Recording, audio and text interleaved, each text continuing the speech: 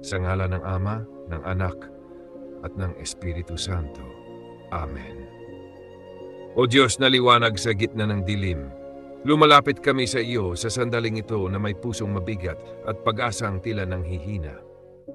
May mga araw, Panginoon, na parang nauubos ang lakas, parang nawawala ang direksyon, at parang wala ng saysay ang pagbangon.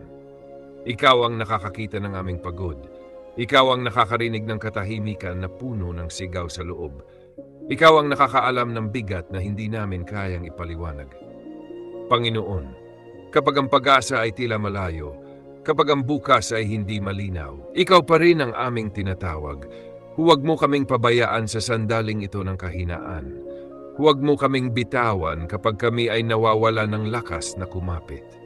O Diyos, may mga panahong nagdarasal kami ngunit tila walang sagot. May mga sandaling nagtatanong kami kung naririnig mo pa ba kami. Sa gitna ng katahimikan, turuan mo kaming magtiwala. Sa gitna ng kawalan, turuan mo kaming umasa muli. Kung ang aming mga mata ay hindi na makakita ng liwanag, ikaw ang maging aming liwanag. Kung ang aming mga paa ay hirap ng maglakad, ikaw ang umakay. Panginoon, hawakan mo ang bawat pusong nanghihina at sugatan. Yakapin mo ang bawat kaluluwang pagod ng lumaban.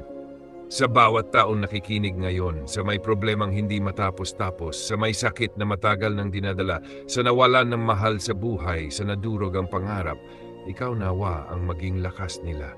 O Diyos, palitan mo ang bigat ng kapayapaan. Palitan mo ang takot ng tapang. Palitan mo ang kawalan ng pag-asa ng munting liwanag na muling magpapabangon.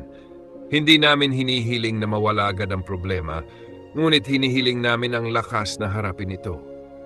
Turuan mo kaming huminga kahit mabigat ang dibdib. Turuan mo kaming magpatuloy kahit hindi pa malinaw ang daan. Panginoon, paalalahanan mo kami na ang kawalan ng pag-asa ay hindi ang katapusan, na kahit ang pinakamadilim na gabi ay may umagang darating. Salamat o Diyos, dahil kahit sa sandaling ito na tila wala na kaming maasahan, naririyan ka pa rin. Salamat dahil hindi mo kami iniiwan kahit kami ay nanghihina.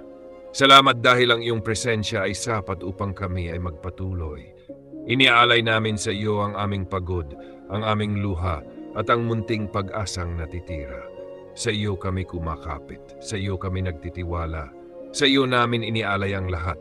At sa paniniwalang ikaw ay kumikilos, kami ay nagpapasalamat kahit hindi pa namin nakikita ang sagot.